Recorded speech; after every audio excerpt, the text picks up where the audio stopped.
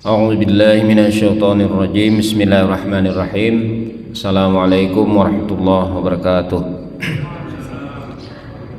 Alhamdulillahilladzi nahmaduhu wa nasta'inuhu wa nastaghfiruh wa na'udzu billahi min syururi anfusina wa min sayyiati a'malina may yahdihillahu fala mudhillalah wa may yudlil fala hadiyalah. Asyhadu an la ilaha illallah wahdahu la syarikalah wa asyhadu anna Muhammadan abduhu wa rasuluh la nabiyya ba'dah. Allahumma salli wa sallim wa barik ala sayyidina wa maulana Muhammad wa ala alihi wa sahbihi ajma'in. Qala Allah ta'ala fil Qur'anil Karim, a'udzu billahi minasyaitonir rajim. Bismillahirrahmanirrahim. Ittaqullah ya ayyuhalladzina amanu ittaqullaha haqqa tuqatih wa la tamutunna illa wa antum muslimun. Yang saya muliakan para asatiz, para guru-guru kita, para alim ulama, para sesepuh kita, para hujaj, dan hadirin sekalian yang dimuliakan Allah. Puji syukur kehadiran Allah pada subuh hari ini kita bisa melaksanakan ibadah sholat subuh secara berjamaah dalam keadaan sehat walafiat, dan semoga kita terus diberikan kesehatan sehingga bisa dapat menjalankan amal ibadah kita, pengabdian kita, dan kebaikan-kebaikan yang bisa kita lakukan selama kita hidup di dunia ini. Yang kedua, salawat dan salam senantiasa kita sanjungkan kepada junjungan kita Nabi besar Muhammad sallallahu alaihi wasallam beserta keluarga, para sahabat, para tabi'in, para tabi'it tabi'in, dan orang-orang yang mengikuti ajaran Allah dan Rasulnya. Dan semoga kita menjadi umat Rasulullah yang mendapat syafaat. Amin. Jamaah sekalian yang insya Allah dimuliakan Allah,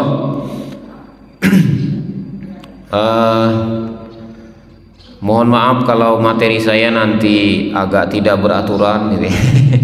Karena ini dadakan. Ini juga sebagian pernah disampaikan 4 tahun lalu kalau tidak salah gitu ya. Kita juga sering mendengar masalah ini, kita mengulang-ulang lagi gitu ya. Mudah-mudahan tetap ada kita mendapatkan manfaat. Amin.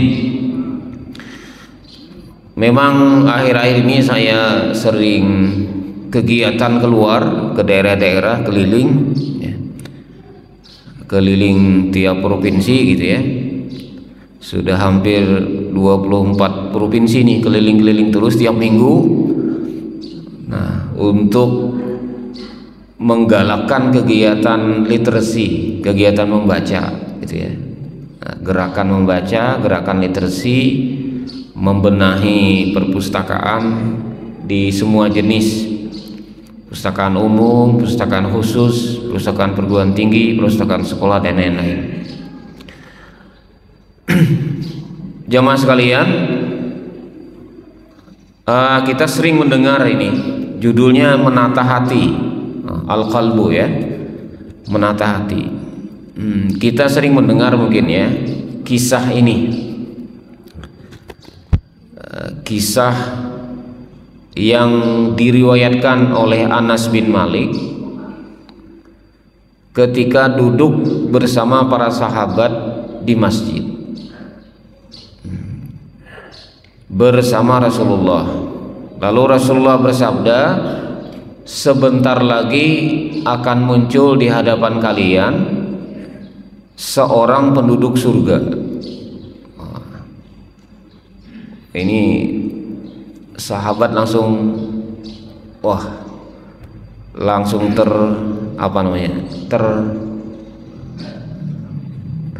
terpana. Membaca ya. Sebentar lagi akan datang penduduk surga. Kira-kira duduk di situ di teras itu ya sambil nunggu maghrib. Nah, lalu Rasulullah bilang sebentar lagi akan datang penduduk surga. Nah, setelah Nabi bersabda seperti itu, muncullah seorang sahabat Ansor. Nah, tiba-tiba datang, cuk, gitu ya. Nah, dengan muka yang masih basah, bekas berwudu. Nah, lalu dia masuk ke dalam masjid. Besoknya hari kedua gitu lagi Nabi ngomong, sebentar lagi akan datang penduduk surga. Nah, muncul lagi orang itu sampai hari ketiga. Sampai hari ketiga Nabi bilang lagi begitu, sebentar lagi akan datang penduduk surga. Muncul lagi orang itu. Nah, maka Abdullah bin Amr bin As penasaran, ingin tahu apa amalan orang Ansor itu sehingga dia disebut penduduk surga. Maka diselidiki. Nah, kisahnya itu begitu, diselidiki dengan cara apa? Numpang menginap. Nah, penasaran nih Abdullah bin Umar ini numpang nginap di rumahnya.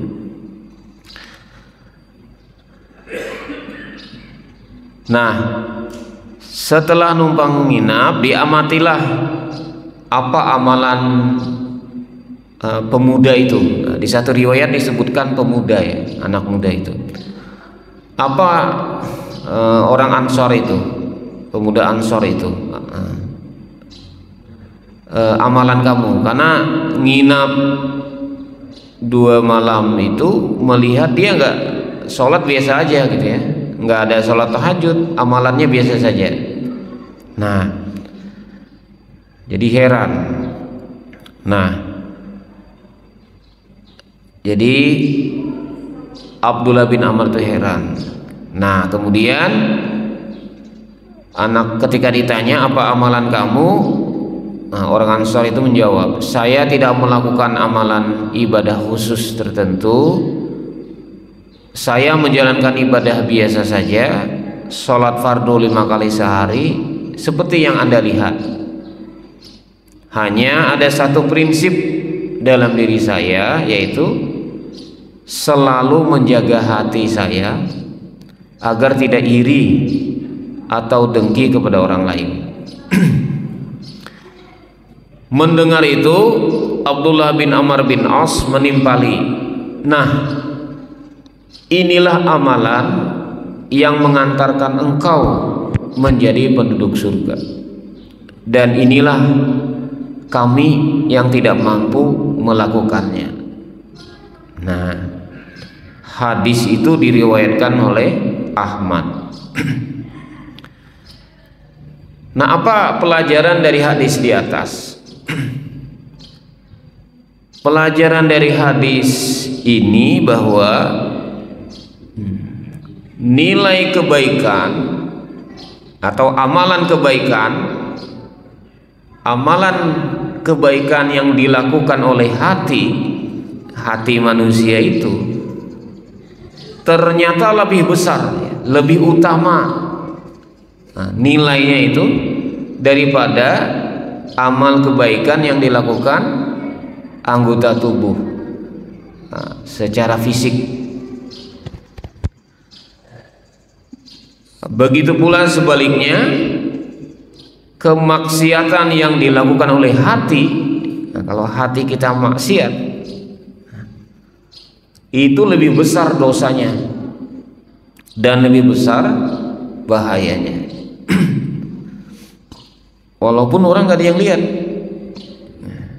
yang tahu kita sama Allah, gitu ya. Kelihatan biasa-biasa aja.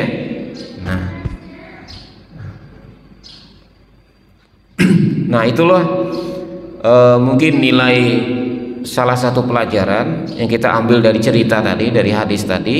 Ternyata amalan hati itu amalan hati itu derajatnya bisa lebih tinggi dari amalan anggota tubuh.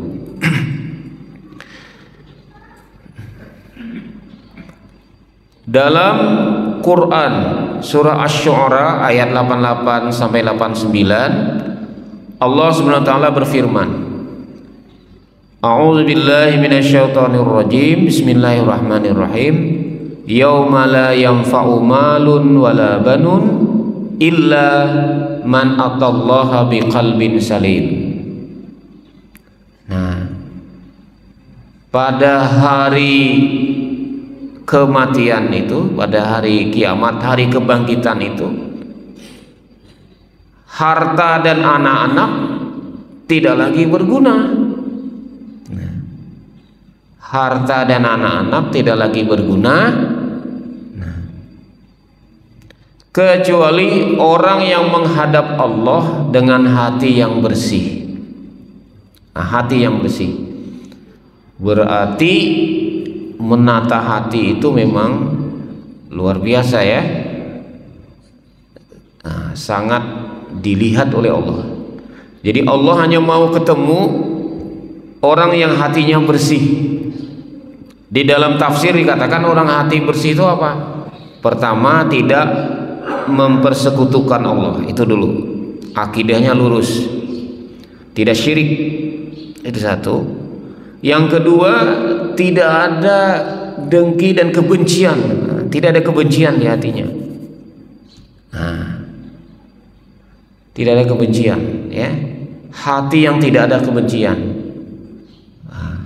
La hasad wala baghya, ya. La walal hasad walal baghya. Al hasad wal baghyu. Nah, hasad itu dengki, al baghyu itu kemarahan, kebencian. Hati yang tidak ada kebencian. Itu hati yang bersih. Hati yang bersih. Jadi yang dilihat Allah itu hatinya. Nah, ini juga hadis yang sangat terkenal. Kita juga sering sekali mendengar ini. Rasulullah SAW bersabda, "Ala wa inna fil jasadi mudghah, idza salahat salahal jasadu kulluh, wa idza fasadat fasadal jasadu kulluh. Ala wahiyal qalb." Ketahuilah, sesungguhnya di dalam tubuh manusia terdapat segumpal daging. Jika ia baik, seluruh tubuh akan baik. Jika ia rusak, seluruh tubuh akan jadi rusak. Ketahuilah, ketahuilah, wahiyal qalbu, segumpal daging itu adalah hati. Nah, jadi artinya apa? Artinya hati itu yang menentukan apa nanti nilai, gitu ya, yang keluar dari perbuatan setiap orang. Walaupun kelihatan baik, gitu ya, beramal ini dan itu, kalau hatinya rusak, gugur semua. Nah, gugur semua. Nah, tapi kalau hatinya baik, gitu ya, itu akan sampai.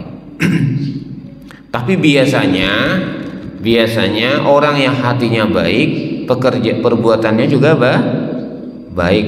Kalau normalnya gitu. Karena perbuatan itu kan perintah hati. Nah, tapi tidak sedikit juga yang hanya di luarnya bagus, gitu ya, sepertinya baik, ternyata di dalamnya tidak. Nah, normalnya kalau kita membersihkan hati, menata hati kita dengan baik, insya Allah keluarannya juga baik. Nah, karena hati itu menentukan. Kemudian Rasulullah SAW juga bersabda, "Innallaha la yanzuru ila ajsadikum wala ila suwarikum walakin yanzuru ila qulubikum wa asyara bi asba'ihi ila sadrih. Rasulullah SAW bersabda, sesungguhnya Allah tidak melihat kepada fisik jasad ya, atau bentuk penampilan kita. Suarikum itu penampilan kayak gini gitu ya, kayak kita gini penampilan. Nah, tapi yang dilihat apanya sebenarnya? Yang dilihat qulubikum, walakin yanzuru ila qulubikum. Tetapi Allah akan melihat kepada hati kamu. Beliau menunjuk sambil menunjuk ke dadanya dan telunjuknya. Nah, ke dadanya dan telunjuknya.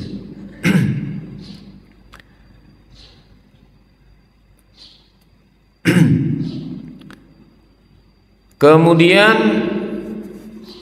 dalam Al-Musnad hadis ke-13.079 disebutkan Rasulullah SAW bersabda, la yastaqimu imanu abdin hatta yastaqima qalbu.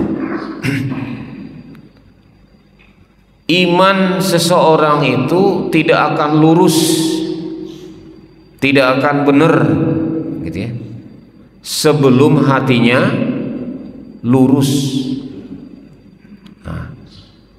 La yastaqimu imanu abdin, tidak lurus iman seorang hamba, hatta,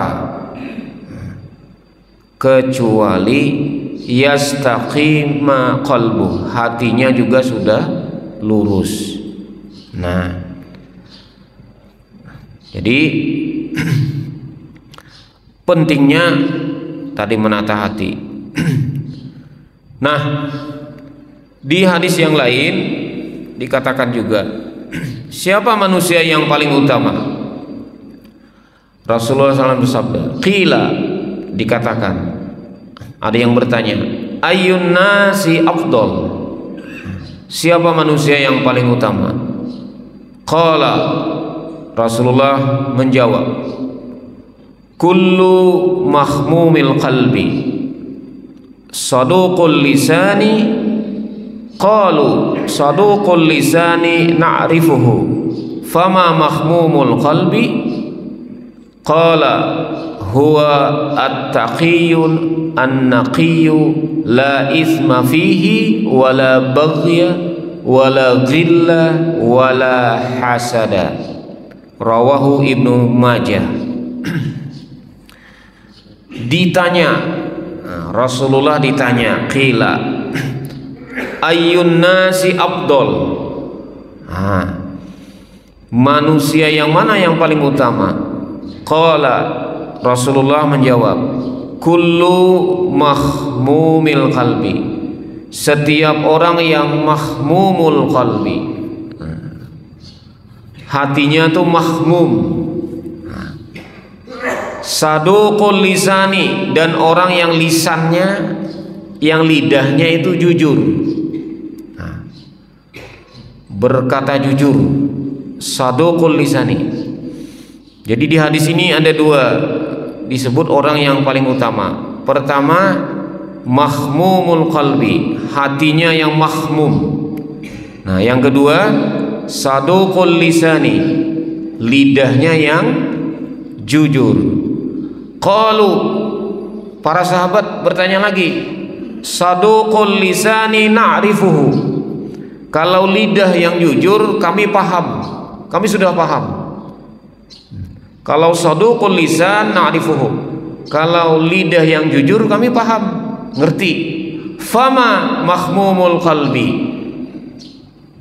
nah lalu apa mahmumul qalbi? Oh, ini sesama orang Arabnya nggak ngerti. Mahmumul qalbi itu apa?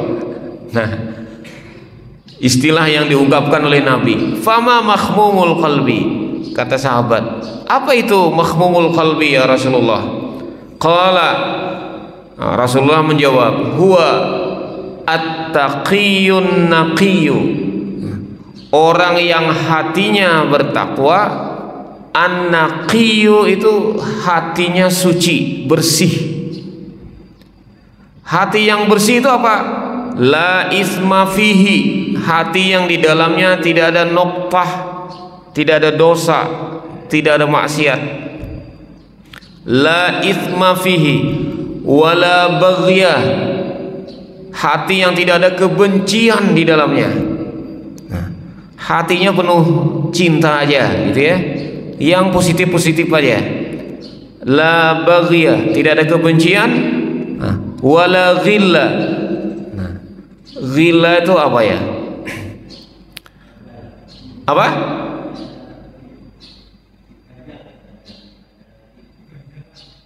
Ganjalan gitu ya. Wala hasada, hati yang tidak ada dengki. Hati yang tidak ada dengki gitu ya. Dendam, ghil itu dendam ya.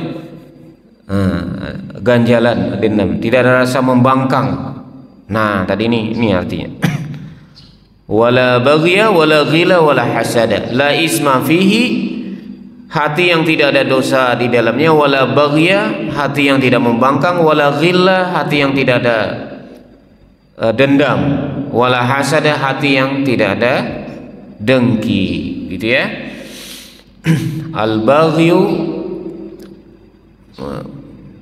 al-baghdha, kebencian juga. Ghadab.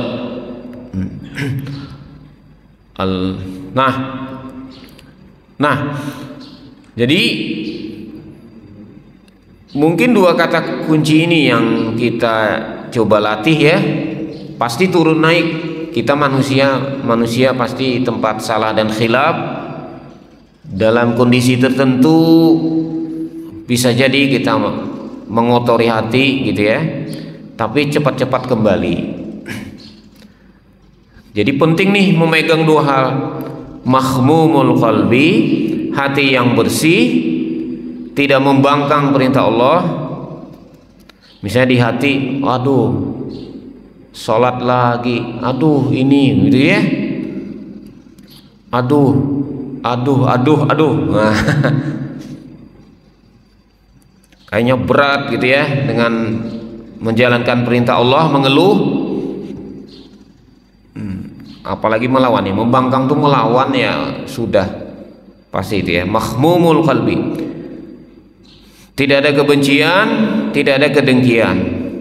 Lisan saduqul lisan, lisan yang selalu berkata jujur. Memang ungkapan itu ya sebenarnya dari hati juga gitu ya, keluarannya. Nah, orang yang lisannya tidak bisa dipegang, omongannya nggak bisa dipegang, pagi ngomong gini, sore beda lagi gitu ya. Repot gitu ya. Nah, jadi harus kita hindari. Jadi harus jujur, berkata jujur, berkata benar. Nah, bahaya dengki. Al-Quran surah Al-Ma'idah ayat 27 diceritakan tentang berbahayanya dengki itu ya. A'udzubillahi minasyaitonirrajim. Bismillahirrahmanirrahim. Watslu alaihim naba'a bani adama bil haqqi iz qarraba qurbanan fatuqabbila min ahadihima wa lam yutaqabbal minal akhar qala la aqtulannak qala innama yataqabbalullah minal muttaqin. Watslu alaihim naba'a, kami bacakan kepada mereka, naba'a cerita, kabar gitu ya, berita. Ibnai, dua anak Adam, bil haqqi. Nah, kami ceritakan cerita tentang dua anak Adam, cerita tentang kebenarannya, ceritanya itu benar gitu ya. Iz qarraba, ketika kedua anak Adam itu berkorban, kurbanan, qarraba kurbanan, ketika melakukan kurban, fatuqabbila min ahadihima, kurbannya itu yang diterima salah satunya aja. Walam yutaqabbal minal akhar, yang satunya lagi, yang satu diterima, yang satunya lagi tidak diterima. Qala, berkata yang kurbannya tidak diterima nih, la aqtulannak, aku akan bunuh kamu. Jadi yang korbannya tidak diterima ini bilang, aku akan bunuh kamu. Yang berkorban, yang korbannya diterima. Nah, karena dia dengki, Innama yataqabbalullah minal muttaqin. Sesungguhnya orang yang korbannya yang diterima itu ya orang yang bertakwa.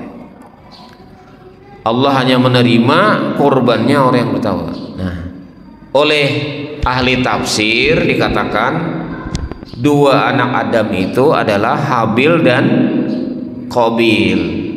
Kalau Quran sih nggak nyebut nama. Nah, kalau Al-Quran tidak nyebut nama, hanya menyebut ibnai Adama, ibnun satu, ibnani dua. Nah, ibnai Adama, dua anak Adam. Nah, ahli tafsir nyebutnya Habil dan Qabil. Jadi, nah inilah pembunuhan pertama dalam sejarah manusia. Nah, ini nih, pembunuhan pertama dalam sejarah manusia itu penyebabnya adalah dengki. Nah, dengki, gara-gara dengki, Pak. Jadi pembunuhan pertama dalam sejarah manusia itu karena masalah dengki. Pembunuhan politik begitu ya, dengki sekarang. Banyak orang tidak suka satu sama lain. Nah, berbahaya sekali. Makanya disebut berbahayanya kalau orang punya rasa dengki itu berbahaya sekali. Al-Maidah ayat 27. Jadi pembunuhan pertama dalam sejarah manusia disebabkan oleh kedengkian. Si Habil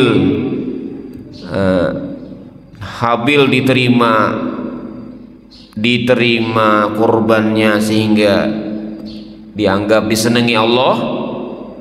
Qabil merasa tidak disukai Allah. Nah, watak manusia, sifat dengki ada pada setiap manusia sebenarnya. Potensi dengki itu ada pada setiap manusia. Manusia tidak suka diungguli. Nah, ini watak manusia, tidak suka diungguli oleh orang lain dalam hal apapun. Orang dengki berusaha menghilangkan kenikmatan yang ada pada orang yang didengkinya dengan berbuat zalim kepadanya, baik dengan perkataan maupun perbuatan. Kemudian berusaha mengalihkan kenikmatan itu, misalnya jabatan gitu ya. Dia dengki dengan seseorang, nah, dia berusaha dengan berbagai cara menjatuhkan orang itu. Tidak sekedar menjatuhkan, tapi dia ingin mengambil alih kenikmatan jabatan itu. Jabatan itu dia incer, dia ingin ambil alih supaya untuk dirinya. Nah, jadi itu dua kali jahat. Pertama ngejatuhin, yang kedua mengambil sesuatu yang sebenarnya dia belum saatnya, gitu ya, atau dia bukan bidangnya, bukan haknya. Nah, bukan haknya, mestinya bukan haknya. Nah, dia ambil itu ke dirinya, dia ambil alih ke dirinya. Nah, sifat dengki seperti ini adalah dosa dilarang oleh Allah dan Rasulnya. Oke. Nah, kedengkian, kalau ada rasa dengki di hati itu macam-macam efeknya. Yang paling parah kedengkian itu bisa menolak kebenaran. Nah, contoh, iblis itu pasti tahu iman pada Allah tuh pasti kan, lihat langsung ada Allah. Nah, diceritakan di surga itu, bahkan beribadah lebih dulu dari Adam, dari manusia. Nah, tapi karena dia tidak dijadikan khalifah di bumi ya, yang dijadikan khalifah di bumi itu malah Adam yang terbuat dari tanah. Dia merasa lebih tinggi terbuat dari api gitu ya. Khalaqtahu min tin wa khalaqtani min nar. Dia Adam itu diciptakan dari tanah, sementara saya dari api, saya lebih tinggi. Dia dengki. Nah, akhirnya dia menolak kebenaran. Menolak kebenaran artinya apa? Membangkang Allah akhirnya. Nah, karena dengki dia membangkang Allah. Membangkang Allah ya tidak mahmumul qalbi. Qabil dengki kepada Habil. Orang Yahudi dengki kepada Muhammad. Nah, maka salah satu penulis kitab Sirah Nabawiyah, ini Abu Bakar Sirajuddin, ini mu'alaf ya, nama aslinya Martin Ling. Nah, dia bilang berdasarkan riset dia, itu bukunya ditulis berdasarkan penelusuran literatur klasik gitu ya. Orang Arab itu menyukai pribadi Nabi, tetapi tidak mempercayai ajarannya ya. Jadi orang Mekah itu senang dengan Nabi. Nabi itu al-amin, orangnya jujur, dapat dipercaya, santun, akhlaknya bagus, pokoknya menyenangkan. Nabi itu orangnya. Cuman mereka sudah punya agama gitu ya, agama mereka ya. Nah, mereka tidak mempercayai apa yang dibawa oleh Nabi. Nah, orang Yahudi sebaliknya. Orang Yahudi itu sudah diberi kitab, sudah diberi kabar. Dalam kitabnya itu nanti akan datang seorang nabi. Nah, namanya Ahmad. Ciri-cirinya begini. Cocok semua ciri-cirinya. Cuman sayangnya satu, bukan orang Yahudi, dia orang Arab. Nah, dengki lagi di situ. Jadi tahu itu benar, tapi karena dia bukan orang Arab, akhirnya tidak beriman. Nah, mungkin sehari-hari kita juga begitu, mungkin ya. Bisa jadi ada orang begitu, karena dengki dengan seseorang, akhirnya ngomongnya ngaco, gini, salah ngomongnya, tahu itu salah, tahu itu tidak benar gitu ya. Nah, tapi karena memang tidak suka sama orang itu, atau itu tahu itu benar, tapi karena itu tidak suka, dengki dengan orang itu, dicari-cari aja gitu ya. Nah, dicari-cari aja masalah gitu, salah, selalu salah tuh orang. Nah, hati-hati emang. Jadi kedengkian itu bisa menolak kebenaran. Nah, dasar hatinya rusak, hatinya sudah hasad sama orang itu atau sama siapa aja, walaupun dia melakukan yang benar tetap dibilang salah gitu ya. Nah, atau dihujat atau diapa-apa gitu ya. Nah, itu bahayanya dengki.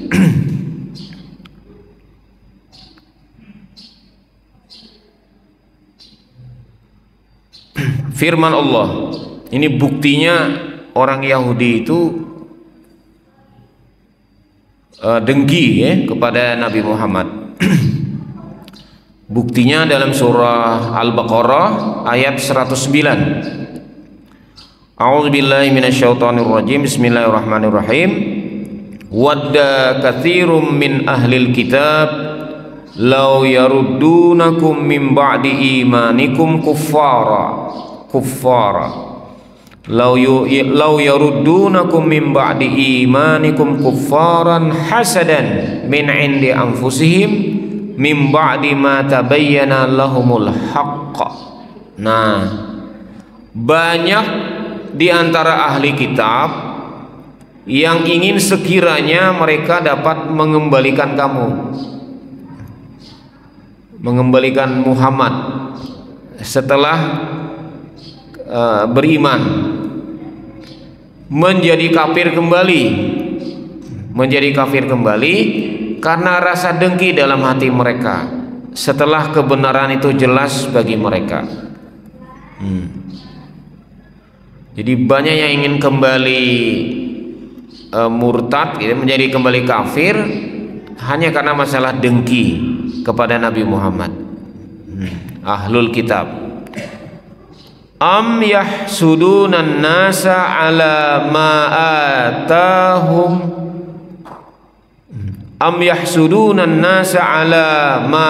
atahumullahu min fadlih, atau mereka dengki kepada manusia, di sini Nabi Muhammad, karena karunia yang telah Allah berikan kepadanya. Nah, karunia kenabian, berarti kerasulan, ya. Nah, jadi mereka dengki, yahsud, hasad. Mereka ahlul kitab itu dengki, merasa dengki kepada Nabi Muhammad karena diberikan fadilah, diberikan keutamaan berupa kenabian atau kerasulan itu. Hakikat kedengkian tidak menerima ketetapan Allah. Orang yang dengki berarti dia membenci apa yang telah Allah tetapkan. Karena benci kepada nikmat yang Allah berikan kepada orang lain berarti benci terhadap ketentuan Allah terhadap orang tersebut. Dengki akan menghapus kebaikan-kebaikan sebagaimana api menghabiskan kayu bakar. Pahala amalan ibadah orang yang dengki itu bisa habis, ya, dimakan oleh dosa kedengkiannya. Jadi pahala amal ibadahnya bisa habis dimakan oleh dosa kedengkiannya, seperti api yang membakar kayu bakar. Dikatakan dalam hadis, iyyakum wal hasada fa innal hasada ya'kulul hataba kama ya'kulun narul hatab. Ya'kulul hasanat kama ya'kulun narul hatab. Iyyakum wal hasada fa innal hasada ya'kulul hasanat kama ta'kulun narul hataba. Jauhilah olehmu akan dengki, karena kedengkian itu akan memakan kebaikan sebagaimana api memakan kayu bakar. Rasulullah bersabda, tidak akan bertemu di dalam diri seorang hamba keimanan dan kedengkian. Nah, artinya apa itu?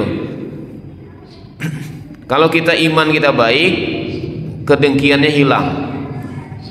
Kalau ada kedengkian dalam hati kita, keimanannya ada yang hilang. Jadi kalau di hati kita masih ada dengki, keimanannya tidak sempurna. Nah, kalau ingin imannya sempurna, tidak boleh ada dengki di hati. Tidak boleh ada dengki di hati. Nah, itu maksudnya. Tidak akan bertemu di dalam diri seorang hamba keimanan dan kedengkian. Jadi kalau kan iman itu yazid wa yanqus, turun naik. Kalau ingin naik terus, imannya naik terus, bertahan, buang kedengkian, kebencian, ya, kemarahan, nah, itu dibuang. Karena nggak akan ketemu, nggak nyaman tuh iman. Kayak timbangan itu ya. Nah,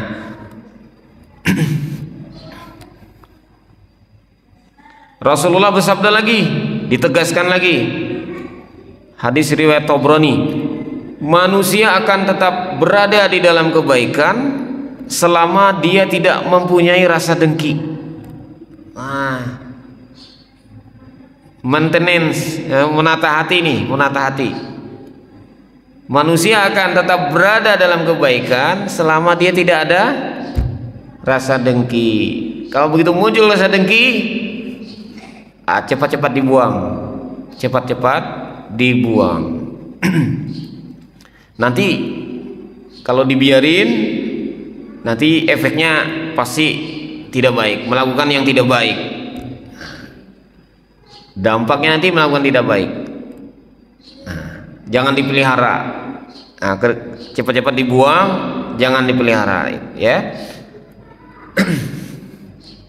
Nah, cara menghilangkan kedengkian, gimana cara menghilangkan dengki sama orang? Menghilangkan dengki dan benci sama orang gimana caranya? Nah, ini hadis ngajarin. Hadis ngajarin. Dabba ilaikum da'ul umam qablakum al-hasadu wal baghdha. Wal baghdha'u hiya al-haliqah, haliqatud din la haliqatus sya'ar. Walladzi nafsu Muhammadin biyadihi la tu'minu hatta tahabbu. Afala unabbiukum bi syai'in idza fa'altumuhu tahabbtum afshus salam bainakum. Kata Rasulullah, penyakit orang-orang sebelum kamu, daun dabba ilaikum, yang menimpa, ya, penyakit yang menimpa, yang menyerang umat sebelum kamu, orang-orang sebelum kamu adalah dua hal, al-hasad wal baghdha, dengki dan kemarahan, kebencian. Baghdha itu kebencian atau marah. Wal baghdha'u hiya haliqah, kebencian itu seperti gunting, gitu ya. Haliqatud din, memotong agama. Kebencian itu memotong agama. La haliqatus sya'ar, bukan motong rambut, gitu ya. Nah, habis pahala kita, hilang pahala kita, didiskon pahala kita kalau kita ada kebencian. Walladzi nafsu Muhammadin biyadihi, dan demi jiwa yang Muhammad di tangannya, la tu'minu, tidak beriman kalian, la tu'minu, kalian tidak beriman, hatta tahabbu, sampai kalian saling mencintai. Afala unabiyukum bisyai'in, maukah kalian aku beritahu sesuatu, iza fa'altumuhu, kalau kalian semua melakukannya, tahabbtum, kalian akan saling mencintai. Apa itu? Afshus salam bainakum, ucapkan salam selalu kepada kalian. Jadi kalau ada kita dengki di kantor, di tempat kerja, dimanapun, pingin ngilang-ngilangin, gimana caranya ngilangin? Ketemu dia selalu salam, assalamualaikum, salaman, assalamualaikum. Dalam hati saya latihan ngilangin. Pernah kesel atau assalamualaikum, assalamualaikum, salaman, assalamualaikum, assalamualaikum. Ah, itu latihan ngilangin. Yang nyebelin di kantor apa gitu ya, kita benci, baghdha, kesel, gitu ya. Itu nggak boleh dipelihara lama-lama. Nah, nggak bagus kesehatan juga, buat kesehatan nggak bagus. Udah salamnya, assalamualaikum, peluk, bisa peluk, ya, alim. Nah, ntar lama-lama hilang, hilang. Jangan merengut, enggak, wah belok nggak mau, wah itu awet, jadi awet nanti. Nah, jadi awet. Jadi afsus salam bainakum, Itu sesederhana itu sebenarnya kalau berani. Tapi kan berat itu ya, tapi harus dilatih. Nah, assalamualaikum, salam itu menghilangkan. Apalagi orang yang sudah kita cintai, ya, kita sudah bersahabat dekat, ketemu assalamualaikum, salaman, wah enak betul, gitu ya. Nah, sering menebar salam. Yang berikutnya, belajar menyukai apa yang disukai orang lain. Nah, orang beli mobil, alhamdulillah, gitu ya. Insya Allah saya nyusul beli mobil juga. Nah. Orang beli rumah, beli apa, insya Allah saya nyusul, alhamdulillah, ya. Sukai yang orang suka. La yu'minu ahadukum hatta yuhibba li akhihi ma yuhibbu li nafsihi. Tidak beriman seseorang di antara kamu sampai dia menyukai apa yang disukai saudaranya, ya. Kita ikut senang, maksudnya kita ikut senang, saudara kita senang ikut senang, gitu ya. Berbuat baik kepada orang yang didengki, kasih sedekah, kasih infak kalau bisa, kasih hadiah. Itu cara ngilanginnya, kasih hadiah, kasih. Nah, orang yang hebat kan? Kita nggak suka sama orang itu, kita kasih hadiah, hebat. Cara ngilanginnya, mengganti rasa dengki dengan rasa senang kepadanya, gitu ya. Inilah derajat iman yang tinggi. Nah, oleh karena itu tadi hadiahnya apa? Penduduk surga. Jadi calon penduduk surga itu orang yang bersih hatinya, dan Allah hanya maunya ketemu dengan orang yang biqalbin salim, yang hatinya bersih. Nah, ini doa kali ya, doa yang diajarkan Nabi. Allahumma musarrifal qulubi sarrif qulubana ala ta'atik. Sesungguhnya hati manusia itu, ini doanya, Allahumma, ya Allah, musarrifal qulubi, yang membolak-balikan hati, sarrif qulubana ala ta'atik, palingkan hati kami kepada ketaatan padamu. Yang maksudnya yang tadinya tidak taat, taatkan kepada saya. Yang tadinya dengki, perbaiki, gitu ya. Nah, perbaiki. Mungkin itu aja, sudah bunyi. Mohon maaf kalau banyak kekurangan. Mohon maaf juga kalau ada kata-kata yang kurang berkenan. Demikian, wal afwa minkum. Assalamualaikum warahmatullahi wabarakatuh.